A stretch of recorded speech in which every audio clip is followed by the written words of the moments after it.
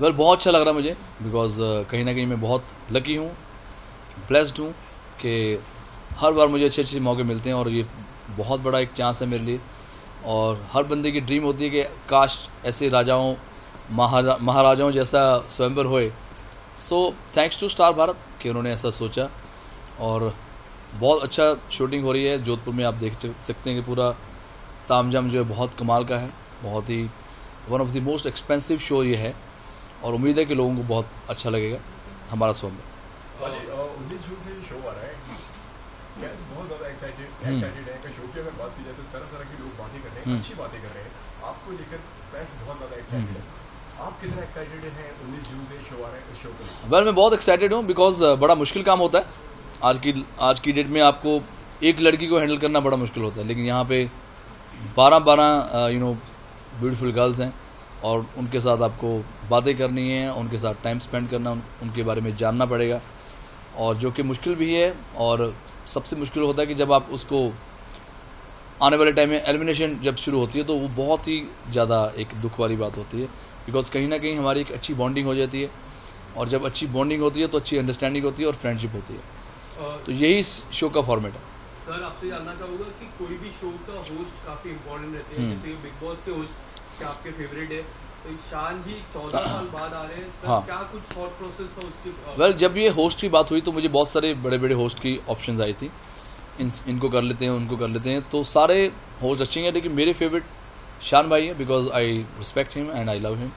और मैं चाहता था कोई ऐसा मेरे शो पे आए जो मेरे बड़े भाई की तरह हो, जिससे मैं डिस्कशन करूँ कि यार ये लड़की ठीक है या ये लड़की ठीक है।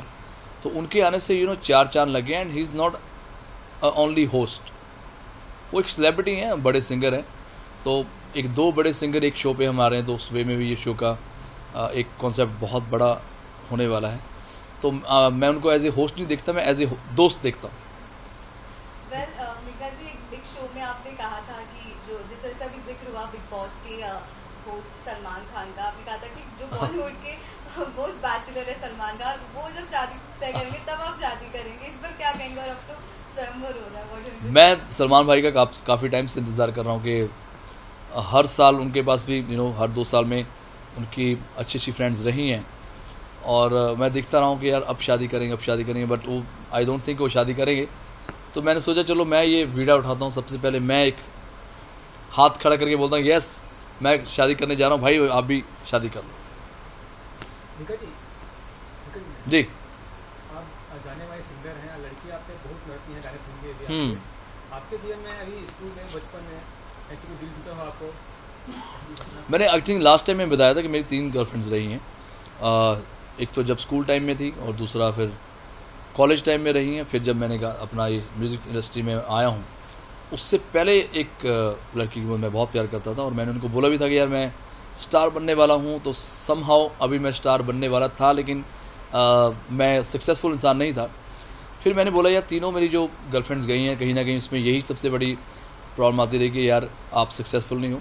तो फिर मैंने जो मेरी सबसे प्यारी गर्लफ्रेंड है उसका नाम है म्यूज़िक, मैंने उसको चुना, और आज आपके सामने ही है जो मैंने मेहनत करी है उसका एक अच्छा खासा परिश्रम ही होता है, हाँ उसका अच्छा खासा एक परिश्रम मुझे मिला है कि मेरी जो मेहनत है वो रंग लाई है।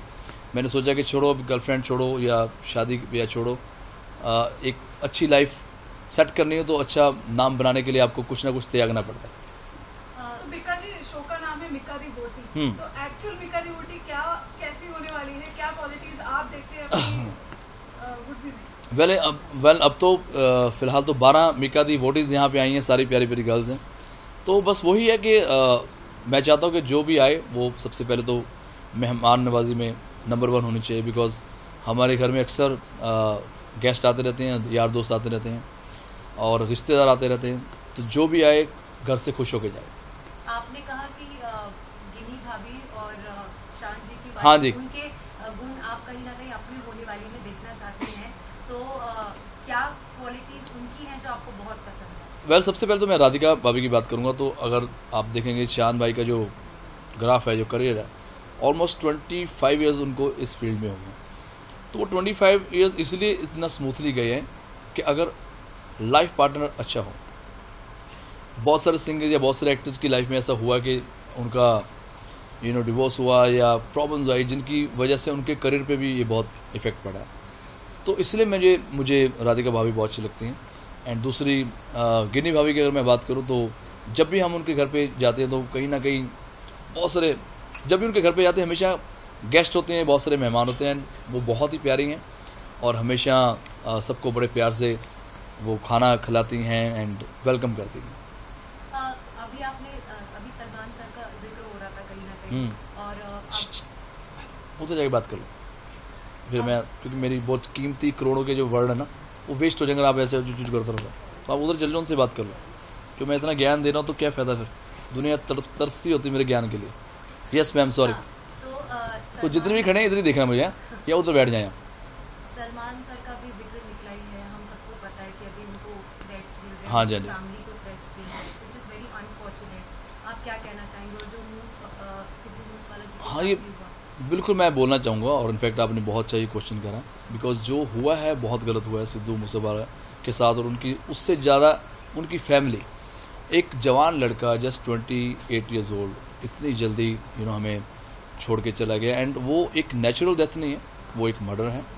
और जब किसी का मर्डर होता है तो हम सबको आवाज़ उठानी चाहिए, और इसलिए नहीं कि वो सिर्फ सिंगर थे, वो एक नागरिक था, पॉलिटिशियन था, सिंगर था, बहुत अच्छा इंसान था। अगर इतने बड़े सेलिब्रिटी के साथ दिन दिहाड़े ऐसे हो सकता है, आई डोंट थिंक कि आम जनता का तो पता नहीं लग रहा होगा कि क्या हो रहा है। ये तो थैंक्स टू मीडिया, जिन्होंने थैंक्स टू मीडिया कि जिन्होंने इतनी आवाज़ उठाई, तो ये चीज़ ऊपर के यहाँ आई है, ऊपर के आई है, लोगों ने देखा है। लेकिन बहुत सारे लोग तो बेचारे ऐसे ही मर रहे होंगे गोलियों से, और किसी का मर्डर हो रहा होगा और हमें पता नहीं चल रहा। तो ये चीज़ को हमें रोकना चाहिए। और आज सलमान भाई को इतनी बड़ी धमकी मिली है जो कि हमें इसको लाइटली या ईजिली नहीं लेना चाहिए। और यही मैं सरकार से और पुलिस कर्मचारियों से मैं रिक्वेस्ट करूंगा कि इन चीज़ों को आप रोक सकते हैं, ये आपके हाथ में है। और आज एक नौजवान के साथ हुआ है, कल को किसी के साथ भी हो सकता है। कहीं ना कहीं आपको लगता है कि पंजाबी इंडस्ट्री के ऊपर अभी थोड़ा सा ये गैंग वॉर्स की वजह से थ्रेट बहुत बढ़ गया है? Do you think that Punjabi industry? नहीं, बिल्कुल बहुत ये बहुत ही सैड है कि पंजाब में ऐसा हो रहा है। वो पंजाब जिसको मैं बहुत प्यार करता हूँ, वो पंजाब जिसमें मैंने अपनी सारे बचपना वहाँ पे गुजारा है और हंसते खेलते गुजारा है, कभी ऐसी प्रॉब्लम आई नहीं है। बहुत साल पहले कुछ प्रॉब्लम्स थी हमारे पंजाब में भी, इनफैक्ट मुंबई में भी सुनते थे कि चलो यार अंडरवर्ल्ड है, ये है, वो है, लेकिन काफ़ी टाइम से बहुत स्मूथली चल रहा है। एंड अभी ये 2022 में अगर फिर वही जानवरों वाली हरकतें होंगी इंसानों के साथ, तो वो बहुत गलत है। और कहीं ना कहीं इसके पीछे मैं नहीं कहूँगा सरकार का दोष है या पुलिस का दोष है, कहीं ना कहीं हम सबका भी दोष है कि हम उस चीज़ को लाइटली लेते हैं, हम उसकी आवाज़ नहीं उठाते। 20 साल पहले भी मेरे साथ ऐसा भी हुआ था कि मुझे भी ऐसे धमकी आती रहती थी, और मैंने हमेशा उस चीज़ को लाइटली नहीं लिया। मैं हमेशा जितने भी मेरे इर्द गिर्द थाने थे या जो मेरे दोस्त थे पुलिस में, मैं उनको हमेशा बताता था यार ऐसे ऐसे मुझे प्रॉब्लम्स आई हैं। तो हमारी प्रॉब्लम है कि जब हमें कोई धमकी देता तो हम डर जाते हैं। तो अभी क्या है, बहुत सारे बेचारे सिंगर्स हैं जिनको धमकियाँ आ रही हैं और वो चुपचाप वो पैसा दे देते हैं अब, और इसमें पता भी नहीं चलता। आज कोई भी अब मुझे फ़ोन करेगा तो मैं कंफर्म नहीं करूँगा। मुझे कोई बोलेगा यार मैं इस गैंग से मैं बिलोंग करता हूँ, तो मैं 100% डर के बोलूँगा यार बताओ क्या करना है। वही चीज़ हमारी गलती है कि जो पिछले 5 साल से मैं सुनता आ रहा हूँ, ये बहुत ज़्यादा एकदम से ऐसा गैंगवार शुरू हो गया कि आप उनके कॉल्स आते हैं और वो एक डिमांड कर देते हैं और सिंगर्स प्यार से उनको पैसा दे देते हैं, या प्रोड्यूसर या एक्टर भी। गिप्पी गरेवाल के साथ भी ऐसा हुआ था, आई गेस मनकीरत के साथ भी ऐसा हुआ था। तो जब भी किसी के साथ होता है, आई थिंक उसी वक्त उसको मीडिया को और पुलिस को रिपोर्ट करानी चाहिए। वो जो डिले करते आज ये आलम हो गया कि दिन दिहाड़े एक जवान लड़के की गोली के साथ 15 लोग आते हैं और एकदम छल्ली करके उसको जाते हैं, इतने बुरे तरीके से मारते जैसे कोई बहुत बड़ा कोई गैंगस्टर को मारा जाए। That is very wrong. Sir आपसे जानना चाहूंगा कि आपने लगातार पंजाबी सिंगर्स के नाम लिए, और पंजाब के हम जब गाने देखते हैं तो most of them are like drinks पे, ड्रग्स पे, गोलियों पे। सिद्धू मूसेवाले ने भी कुछ दिन पहले एक ऐसा गाना निकाला था जिससे अपोनेंट पार्टी काफी नाराज होती है। सर आपको लगता है कि उस गाने की वजह से असर ज्यादा होता है लोगों पे? नहीं, गाने की नहीं। मैं जब उनको लंदन में मिला था 2017 या 18 के आसपास में मिला था, तो तब भी हम यार दोस्त बैठे, तो यही बेचारा मुझे बार बार कह रहा था कि यार ऐसे ऐसे प्रॉब्लम में मैं गुजर रहा हूँ और मुझे नहीं समझ आता कि मैं इन चीज़ों को कैसे हैंडल करूँ। तो मैंने उनको बोला था मेरे साथ भी ऐसा होता रहा है, अभी भी हो जाता है। अभी वो आदमी सच में गैंगस्टर है कि नहीं, प्रॉब्लम ये है आज की डेट में हम इतना लाइफ में डर जाते हैं कि यार जिसका भी कॉल है आज अभी सलमान भाई के साथ जिसने भी करा है, अगर हम एक पहलू देखें तो वाकई में बहुत सीरियस बात है, दूसरा पहलू देखो तो बहुत इजी बात है यार, किसी का भी आप नाम लेके एक चिट लिख के बोल दो ये जीबी है और ये एलवी है, तो कल को कोई और शरारत कर जाए और कोई और उसकी भुगत जाए उस चीज़ का।